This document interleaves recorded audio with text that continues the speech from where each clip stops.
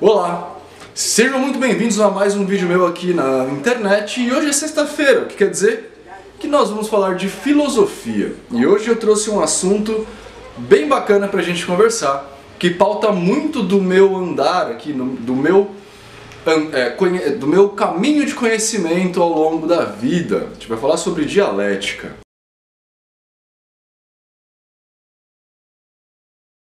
Dialética, na verdade, não é nada muito diferente, muito difícil. A dialética, na verdade, ela é uma coisa, é um nome que vem dizer pra gente que existem contradições. Nós somos seres humanos e somos seres contraditórios, então a gente está o tempo inteiro pensando em coisas que são diferentes. Só que a dialética, ela vem falar pra gente que esse pensar diferente, ele atinge a gente de uma certa forma, principalmente com relação à construção do conhecimento. Para vocês terem uma ideia e ficar um pouquinho mais claro, vamos pegar a própria filosofia, lá no comecinho dela, lá no período grego, e falar um pouquinho sobre o que é essa dialética no mundo filosófico. Bom, um dos filósofos pré-socráticos lá na antiguidade é o Heráclito.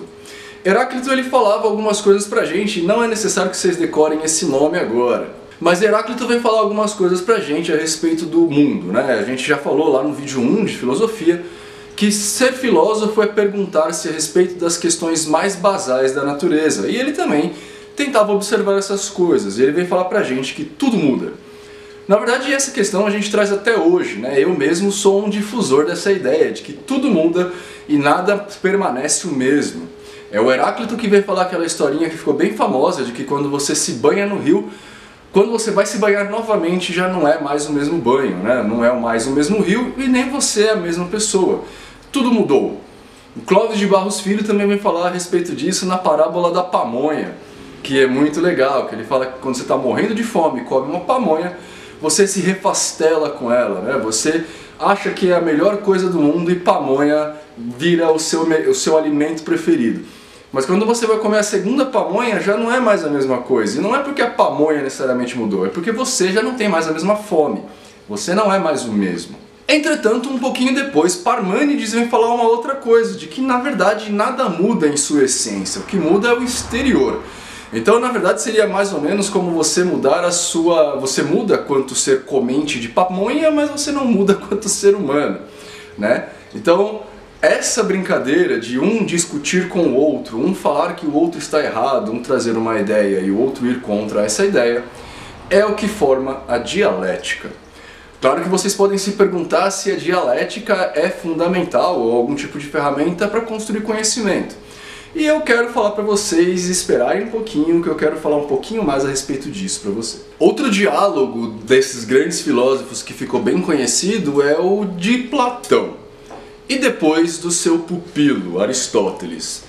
Platão, ele falava que tudo existia, na verdade, no mundo das ideias, né? O Platão traz pra gente um conceito bem legal de que tudo acontece primordialmente em um lugar metafísico, digamos assim, um lugar que não é físico, a gente não sabe onde esse lugar está. E tudo que acontece depois disso, principalmente aquilo que a gente vê hoje em dia, ele é oriundo, ele é um defeito, uma ideia imperfeita desse ideário. Então, por exemplo, em algum lugar nesse mundo existe a ideia perfeita de cachorro. Essa ideia perfeita de cachorro, o cachorro ideal, o cachorro platônico, como a gente falaria hoje, ela foi se pervertendo, foi se perdendo, tornando-se imperfeito até que a gente chegou no Todd. O Todd, então, é uma representação imperfeita da ideia perfeita do cachorro. É muito legal a gente pensar a respeito disso, porque Platão vem falar pra gente que existem, na verdade, dois mundos diferentes. Existe o mundo sensível e o mundo inteligível. Nós somos frutos do mundo inteligível, mas nós vivemos no mundo sensível. Agora, uma coisa que o Platão diz de muito interessante é que o mundo sensível não gera conhecimento. Na verdade, tudo aquilo que a gente tem de informação nova e que a gente acha que é um conhecimento sendo construído, na verdade é uma lembrança que a gente tem do mundo inteligível. Nós seríamos seres humanos perfeitos, né, desse mundo perfeito, ideal do Platão, e nós vivemos no mundo imperfeito. E as nossas novas informações seriam uma espécie de lembrança que nós teríamos desse mundo perfeito. Então a sensibilidade, segundo Platão, não gera conhecimento. O que gera conhecimento é a inteligência, o mundo inteligível, a nossa lembrança desse mundo perfeito. Mas aí o seu discípulo Aristóteles, que naturalmente deveria discordar de Platão, porque é isso que os discípulos fazem, é discordar do seu mestre, né? E segundo algumas escolas mais modernas, né, algumas ordens de mistério, por exemplo, o segundo grau, que é o grau anterior ao mestre, é o grau do traidor, justamente porque o discípulo discorda de seu mestre. Aristóteles vem falar pra gente que esse caso em específico de Platão tá legal, tá ok, parece que faz sentido, tá? Eu quero lembrar vocês que nada na filosofia é aquilo de verdade, né? A gente busca uma verdade, mas não necessariamente porque um filósofo famoso ou não famoso defende certa coisa que aquilo lá tá certo. É só uma tentativa dele de racionalizar aquilo lá, mas não necessariamente é o melhor caminho. Mas Aristóteles vem falar pra gente disso tudo e chama essa ideia de Platão de lógica do provável. Mesmo Aristóteles falando e concordando com Platão a respeito da sua metodologia discursiva ou metodologia dialética, ele vai falar que isso na verdade traz pra gente uma lógica do provável e não uma lógica verdadeira. Essa questão de você ter uma ideia, uma contra-ideia e isso daí, a colisão disso trazer uma ideia melhorada, é uma ideia mais provável de ser verdade. É uma discussão entre duas pessoas. Ou seja, Aristóteles vem falar pra gente que o provável é o mais aceitável dentro dessa discussão que está acontecendo. Agora, um outro filósofo muito grande também, tanto quanto Platão, talvez, um pouco mais moderno, que vem pegar essa ideia da dialética e tentar estabelecer e compreender o que ela está falando pra gente, diz pra gente que a dialética, na verdade, é uma ilusão. Kant vai pegar essa ideia de dialética e falar que na verdade não importa muito a discussão entre duas pessoas, que tentar buscar a realidade ou buscar uma verdade através da discussão entre duas pessoas ou da colisão de duas ideias não faz muito sentido, porque a ideia resultante disso não necessariamente é uma ideia verdadeira. Ela pode ser uma ideia tão ilusória quanto as duas ideias anteriores. E se você for pensar bem dentro da visão de Kant, isso faz muito sentido. Se você pegar, por exemplo, um terraplanista e conversar com outro terraplanista, mesmo que um terraplanista seja o Terra Nova, que a gente chama, que fala que a Terra tem só 6.000 anos a partir de Adão, e um terraplanista, Terra Antiga, que vai falar, ou Terra Era, que vai falar que o Gênese, por exemplo, cada um dos dias do Gênese é uma era, e que a Terra, portanto, é mais velha do que 6.000 anos, não importa, porque ainda assim a Terra plana não faz sentido, entendeu? Então Kant vai pegar esse tipo de situação, não essa em particular, para falar que a ideia platônica e aristotélica de dialética é falsa, ela não leva a um conhecimento novo. Um pouco antes de Kant, eu preciso levantar isso só para a gente contextualizar as coisas. Na Idade Média, a dialética ela deixa de ter tanta importância. Ela acontece ainda, mas ela deixa de ter tanta importância. E eu preciso levantar esse caso aqui porque a dialética ela sempre é a discussão entre duas pessoas com ideias imperfeitas, buscando uma ideia perfeita. Só que na Idade Média essa ideia perfeita já está pronta pra gente e ela vem na forma de Deus, né? Então você nunca consegue estabelecer um contra-argumento, porque o contra-argumento é Deus e Deus é perfeito, logo você não tem muito o que discutir a respeito. Então a dialética ela é deixada um pouco de lado. Lógico, a dialética ela existe, a gente tem filósofos como o Santo Agostinho, né, que vem tentar trazer um pouquinho da dialética, mas ainda assim você pode ver na própria filosofia de Agostinho que muita coisa é parada exatamente por causa da ideia da divindade, né? Depois a gente vem com Kant e mais modernamente a gente começa a pegar de novo as ideias alguém pensando a respeito da dialética com Hegel. E é Hegel mesmo, tá? Não é Engels. Engels é um outro filósofo, a escrita é bem parecida, mas são coisas diferentes. Eu estou falando aqui de Hegel do século XIX. Ele vem novamente discutir a respeito da dialética e ele traz a forma mais bonita de dialética, na minha humilde opinião, que é uma ideia que eu trago até hoje e uso nas minhas discussões. Essa ideia tão bonita é a ideia de que a dialética ela acontece em 3 estágios diferentes. E eu já falei isso tantas vezes que eu tenho muita vontade de tatuar isso no meu corpo, que é a dialética ou o conhecimento é construído a partir da colisão de ideias. Os 3 estágios são tese, ou seja, a ideia propriamente dita, né? Eu posso falar para vocês que o Todd é um bundão. Essa é a ideia que eu estou defendendo, é minha tese. A antítese é a ideia contrária à tese, elas podem ser inclusive várias antíteses, né? Então, por exemplo, se a tese é o Todd é um bundão, A dona Maricota pode chegar pra mim e falar assim, não, Todd não é bundão porque a bunda dele é equivalente ao tamanho do corpo, proporcional ao tamanho do corpo. O seu Dada pode chegar aqui e falar assim, não, Todd não é bundão porque, dadas as proporções do Todd, a bunda dele na verdade nem existe, porque mamíferos quadrúpedes não têm bunda. E a Bibbles também pode chegar aqui e falar, pai, você está falando viagem porque na verdade o Todd nem é um cachorro. Então a gente tem 3 antíteses para uma tese. A ideia é que o segundo estágio dessa construção de conhecimento, a antítese, colida com a tese.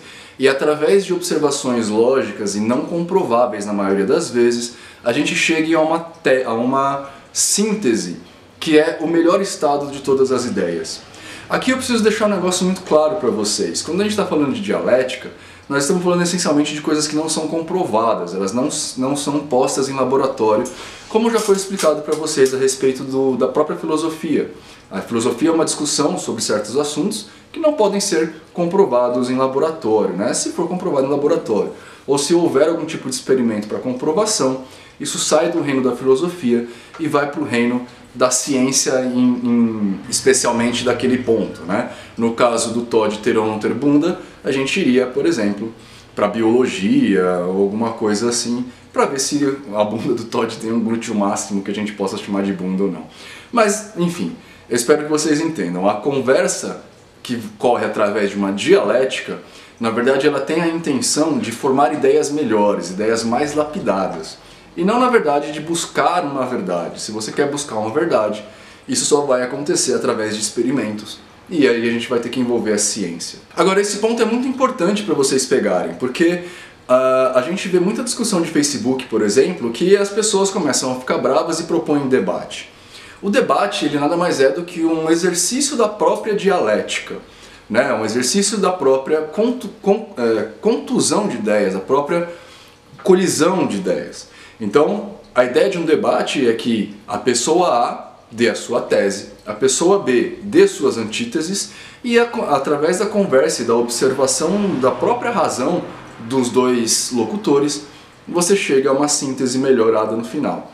Só que quando a gente está falando de debate de Facebook, não é isso que acontece. A gente tem 2 pessoas, na verdade, tentando defender verdades. E aí o conhecimento não é construído. É por isso que eu geralmente me recuso a participar de debates quando as pessoas me chamam. E não só eu, pessoas que têm 5 minutos de coerência e lógica dentro desse mundo filosófico também se recusam, como é o caso do próprio Henri Bugalho, que foi convidado ou desafiado a participar de um debate pelo Nando Moura, né? Ele se recusou exatamente por esse motivo. O objetivo do Nando Moura não era construir um debate de forma dialética, era provar que ele estava certo. A partir daí você tem que entrar em meios comprovatórios, então você vai ter que buscar a ciência, algum tipo de conhecimento para provar o que você está falando. No caso da filosofia, das ideias ali postas que iam ser colocadas em debate, não era essa a possibilidade. O Henri Bugalho ia ter que dar uma tese, ou o Nando Moura, o outro dar uma antítese para buscar um novo conhecimento, para que a ideia saísse de lá mais lapidada. E não é o que ia acontecer, todos nós sabemos como é que o Nando Moura age nesses casos. Então, para vocês ficarem muito claros aí, quando vocês forem entrar num debate ou numa discussão de internet, tentem primeiro compreender que tipo de debate é esse. É um debate dialético ou é um debate para descobrir quem está falando a verdade? Se for dialético ou de cunho filosófico, compreenda que vocês não vão sair com a verdade de lá, mas que vocês vão sair com um conhecimento aprimorado, melhor. Ou seja, ninguém vai dar a última palavra, todo mundo vai sair com um conhecimento melhor construído. Agora, se for um debate de cunho científico, por exemplo, as vacinas funcionam, a homeopatia faz sentido, ou o horóscopo tem resultado adivinatório, aí a gente já pode entrar no caráter científico e a gente construir provas, procurar provas para provar um ponto ou outro, e aí você vai sair com a verdade. Mas são âmbitos diferentes em questões diferentes. Bom, agora vocês sabem o que é dialética e talvez compreendam um pouquinho melhor a minha forma de debater na internet, porque na maioria das vezes, ou em alguns casos muito específicos, eu viro as costas para a conversa. É porque eu percebo que ali não está tendo um debate dialético, né? Não é filosófico, é a pessoa tentando provar que está certa e isso não vai acontecer, então a conversa se torna inútil, né? Mas agora eu espero ter munido vocês de ferramentas e de um pouquinho mais de conhecimento, porque agora vocês sabem o que é dialética. Se você gostou, então Inscreva-se no nosso canal, clica no joinha aí. Se gostou muito, apoie o nosso canal, divulga o nosso vídeo e deixa suas dúvidas aí embaixo para a gente fazer sempre vídeos mais legais. Lembrando sempre que eu não sou filósofo. Esses vídeos da série Filosofia que eu estou construindo é uma discussão, uma conversa que eu estou tendo com vocês de um entusiasta da filosofia. Então eu tenho toda a chance de estar errado. Se vocês acham que eu estou errado, discutam aqui embaixo comigo, de forma dialética. Espero que vocês tenham uma ótima semana e tchau!